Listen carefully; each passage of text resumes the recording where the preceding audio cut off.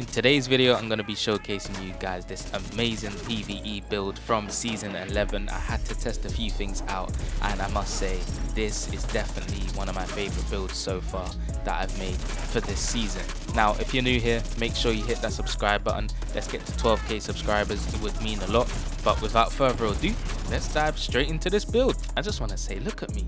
Look how nice my character is. A lot of you guys are saying that, you know, you liked the blue hoodie on the previous video. I saw it in the comments. You did actually enjoy the way my character dressed, so I had to bring on the red, man. But enough waffling, let's get into this build. So as you can see, you're probably like, what is this creation? What are you doing? And I did think that when I was making this build, because I thought this is not normal, this is not what I usually, you know, would make, especially with the new attributes that we are getting across this build. So let's just start off by saying I've gone towards the gunner specialization, and I'm going to explain a little bit why I've done that later on in this build. But for the weapons, I'm using the Banshee. Now this SMG is actually very strong in PvE, and I do like the way it feels.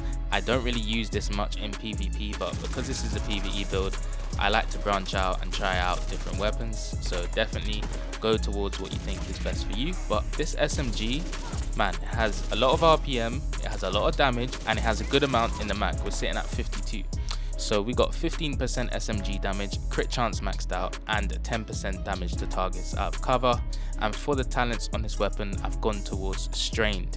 Now this actually gives you 10% critical hit damage for every 0.5 seconds you are firing, and it stacks up to 5 times. So that is a good amount of critical hit damage if you're just continuously shooting with this gun. And because we have a lot in the mag, we are able to hit that stack. So again, if you don't have a lot in the mag, strained is not really going to work well. Strained works on LMGs very nicely as well, so keep that in mind.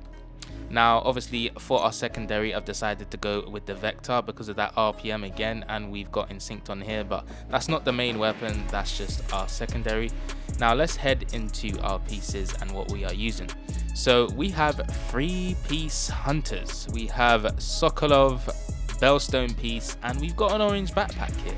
But let me not get into that yet. All right, let me get into the gear set. Okay, so for Hunter's Fury, for 2 pieces, it gives us 15% shotgun damage and 15% SMG damage. Obviously we are running an SMG, so this is going to cater towards that. 3 pieces, we've got 20% armor on kill, and then we have 100% health on kill. So again, with a build like this, you've got some survivability. Hunter's Fury gives you that, okay? And if you match it with other things, it's gonna work even better. Now for our 4th piece, we have gone obviously not towards anything, because let me just tell you something. We have not got a 4th piece on here, so why do we have a 4th piece? Why do we have that? I'll explain that in a minute, okay? Now, what does this talent actually give us on Hunter's Fury? Enemies within 15 meters receive a debuff, amplifying your weapon damage against them by 20%. That's a nice amount, okay? It's good. Killing a debuffed enemy with your weapon disorients other enemies within 5 meters and amplifies weapon damage by 5% for 10 seconds, stacking up to 5 times. So this is just a lot of amplifying, you know, damage and debuffing your enemies, and this is definitely something that is nice for PvE. It distracts the NPCs and also helps you out a lot with survivability. So we have 15% weapon damage, crit damage, and a mod slot of crit damage there. Now let me explain why I'm able to get the 4th piece. Some of you may know already, but some of you might be new to the game. Let me explain, man. So as I said, this new orange backpack, what is it? The NinjaBike Messenger backpack. Yes, it's back in the game. The Division franchise have all been waiting for this backpack. So without further ado, let's explain it. Okay, so first of all, it gives you them 3 core attributes. It gives a weapon damage, armor, and a skill tier. So it gives you a red, blue, and a yellow, which is very nice on a backpack like this. It's just similar to the Memento backpack, but we're not looking at that today. We've got a mod slot of crit damage there, of course, because we're going in towards a lot of damage on this build. But what does this backpack give us? What's the talent? So it's called Resourceful. Slots in without any equipped gear set and or brand set item to fulfill a requirement towards unlocking a gear set bonus. Can unlock bonuses from multiple sets simultaneously. Okay, so that is basically gonna unlock a 4th brand set or gear set that you have on your build. So if you have 3 pieces on your build, this backpack is going to actually unlock the 4th piece on your gear set, and that is why I am able to get the 4th talent from Hunter's Fury. Now that actually works with brand sets as well, like it did mention. So for our Sokolov piece, our chest piece, we have actually got 2 pieces, but we only have 1. So as you can see, it's given us 10% SMG damage and 15% critical hit damage. That's exactly what we need, and we're getting it because we are running just 1 bag.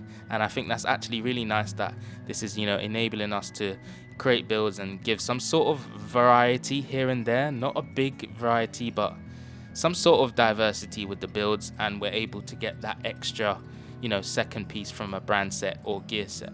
So that's what we got on our Sokolov piece. We have weapon damage, crit chance, crit damage, and a mod slot of crit damage there. For the talent, I've gone towards Obliterate. Critical hits increase total weapon damage by 1% for 5 seconds, and this stacks up to 25 times. So that's a lot of damage, and this is actually synergizing with, Hunter's Fury and everything we have on this build. So make sure you go towards things that's actually going to help you out in your playstyle. I love to use SMGs, so I just had to go towards something like this. For our holster, we are using a Hunter's Fury holster, which gives us weapon damage and crit damage.